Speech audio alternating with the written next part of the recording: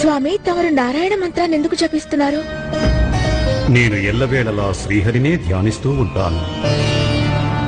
కానీ తమరు, నారాయణుడు, బ్రహ్మదేవుడు త్రిమూర్తులు కదా, సరి సమానులే కదా. బ్రహ్మ జీవనాన్ని సృష్టిస్తాడు, జననం జరుగుతుంది. విష్ణు ఆ జీవనాన్ని పరిపాలిస్తాడు. నేను లయం చేస్తాను, అంటే మృత్యువు ప్రసాదిస్తాను. ఏదైనా సంఘటన సంభవిస్తున్నప్పుడు దాని గురించి సంపూర్ణంగా తెలియటం సాధ్యపడదు. ఆ సంఘటనానంతరమే సర్వస్వం స్పష్టంగా అవగతమవుతుంది.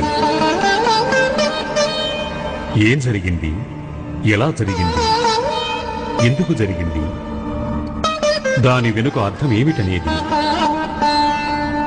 అంటే బ్రహ్మదేవుడు సృష్టికి అధిపతి అయినప్పటికీ సృష్టిని పాలించలేడు. తనకి మృత్యువు గురించి సంపూర్ణంగా తెలుసు. అందుకే నన్ను ధ్యానిస్తూ ఉంటాడు. విష్ణువు సృష్టిని పరిపాలిస్తున్నప్పటికీ అతనికి జనన మరణాల విలువలు తెలియవు. అందుకే బ్రహ్మదేవుని ధ్యానిస్తూ ఉంటాడు. అయితే మృత్యువుకు ముందు సంభవించే నిగూఢ సత్యం గురించి నాకంటే బాగా ఎవరికీ తెలియదు. అందుకే నేను శ్రీహరిని ధ్యానిస్తూ ఉంటాను.